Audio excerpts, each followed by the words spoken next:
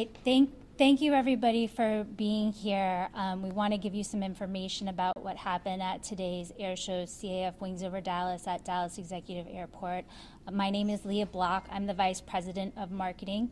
I will be your contact if you have any additional questions that we can't answer here today.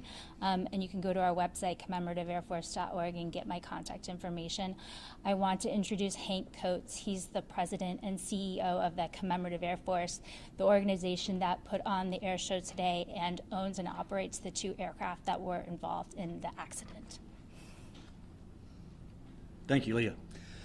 So as Leah said, I'm Hank Coates. I'm the CEO and President of the Commemorative Air Force, and good afternoon.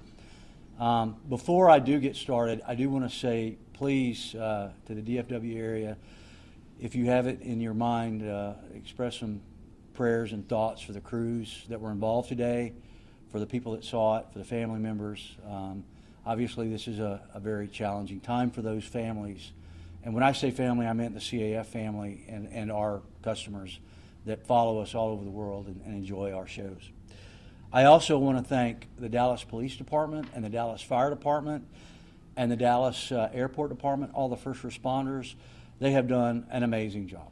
They responded immediately. They were on scene. They have been handling this in a supremely professional way, and I can't thank them enough. The airport and all the first responders have been true professionals, and I appreciate everything that they've done. So at approximately 1:15 today, we had 2 aircraft flying. One's a B-17, one is a P-63. The B-17 normally has a crew of 4 to 5. That was what was on the aircraft. And the P-63 is a single piloted fighter type aircraft. There was an incident. It is being investigated by the FAA right now. They'll turn it over to the NTSB at approximately 9 o'clock tonight when NTSB comes on scene. FAA is the on-scene commander until the NTSB gets here. The NTSB will be doing a very thorough and complete investigation, at which time they will release a preliminary report, which will be followed up at a later time, usually a significantly later time, once they do engineering analysis and interviews and everything like that, which will follow later.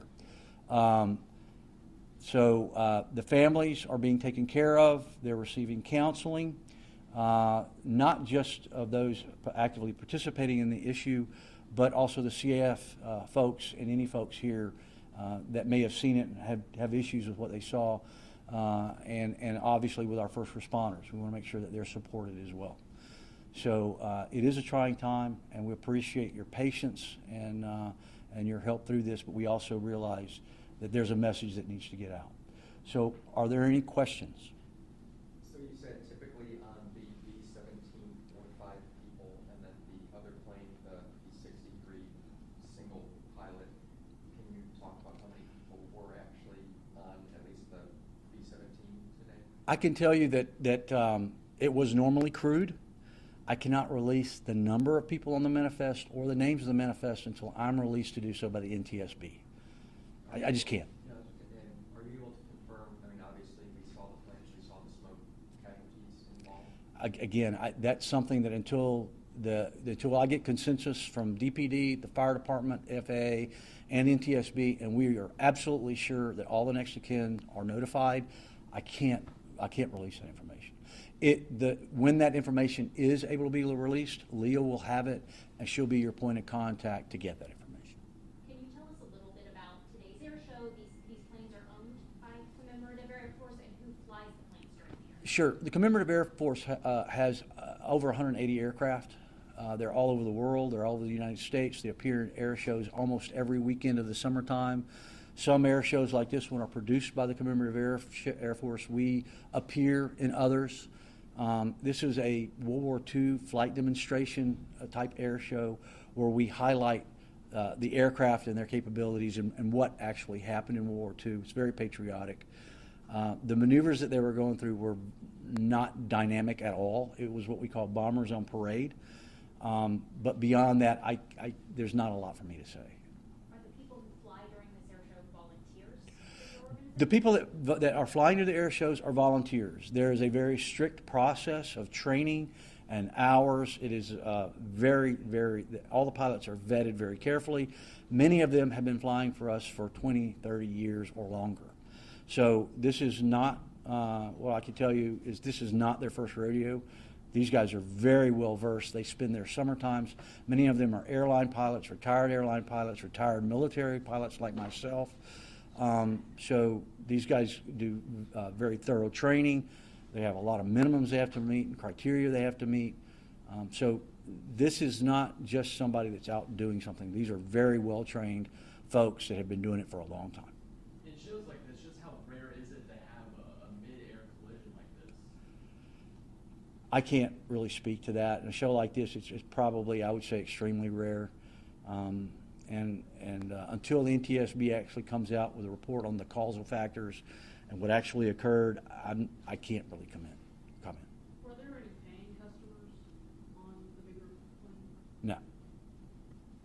You said these were not dynamic maneuvers that were being performed, but are you able to just describe, if you were I'm not sure if you were watching this from the ground when the impact happened, if you've seen any video, do you know at all what the plane that came from behind was attempting to do?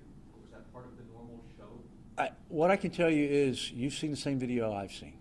Until the FAA allows me to speak to what happened, it would be inappropriate for me to speculate. I mean, I can look at it from a pilot's perspective and I can make a judgment, but until the NTSB says this is what happened, that's what happened. And I can't really speak to it. I appreciate the question, but I can't. Sounds like your organization is a pretty tight-knit group. You've got a lot of repeat volunteers, Mhm. probably a lot of repeat customers. So the Commemorative Air Force has about 12,000 members in the United States and in Europe. We have 180 aircraft. We fly about 6,500 hours a year in air shows and training and tributes to veterans. Our motto is educate, inspire, and honor. That's why we do this. We take it very seriously, but it is a lot of fun. And we are a very close-knit family. I can tell you this is an extremely close-knit family. Everybody knows everybody. And the outpouring of support that I'm getting right now, that Leah's getting right now, is amazing. We have a lot of fans. Our families ride on these aircraft. My wife rode on that aircraft last year, and I'd put her in it again. This is not about the aircraft. It's just not. I can tell you. The aircraft are great aircraft. They're safe. They're very well maintained. The pilots are very well trained. So it's difficult for me to talk about it because I know all these people. These are family, and they're good friends. So thank you for the question. Can you expand on some of the resources for those within the Commemorative Air Force, and if there are any beyond, as far as what they saw today, as far as those who witnessed the tragedy in the accident? What I can tell you is the Dallas Police Department and the Dallas Fire Department have offered their counseling services to help with this, and I've met with them. They're great people. They're doing a great job. Many of our members are airline or retired airlines. There have been several airlines that have stepped up and offered their services, and we have a group on standby that provides that service. You know, this isn't about a competition, who gets there first or anything. The more the merrier. The more support that we can give folks, the better. And this is not a short-term process, it's a long-term process. So I can't at this point tell you who or what. I can tell you there's going to be a lot of resources available. Like I said, DPD and the Dallas Fire Department have offered their resources, and they're doing a great job helping us as we move forward.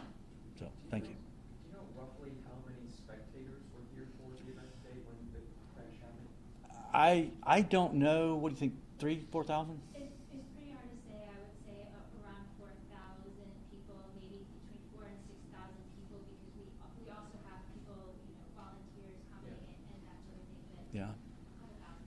How long had it been going Last on? question, guys. Yeah. How long had it been going on today? Was this like a finale type thing, or? No, the show went from 10:30, 11 o'clock till 4 o'clock, I believe it was, or 3 o'clock. So there was another hour or so left in the show before the event. So. Yes, this this was the 7th year, I think, Leah, the 7th year that we've had the show in Dallas, and this is the first issue like this that we've ever had to deal with. But it's very well, it's amazingly well received. The Southern Dallas corridor loves it, and people come from all over the world that come see this show. We have friends I've got a real good friend of mine that comes from Korea every year. He's an executive in Korea, and he comes here every year because he loves this show so much. It's a very intimate show. You have the ability to get close to the airplanes and see the pilots. It's not something where they're way over there. They're right here. They're with you.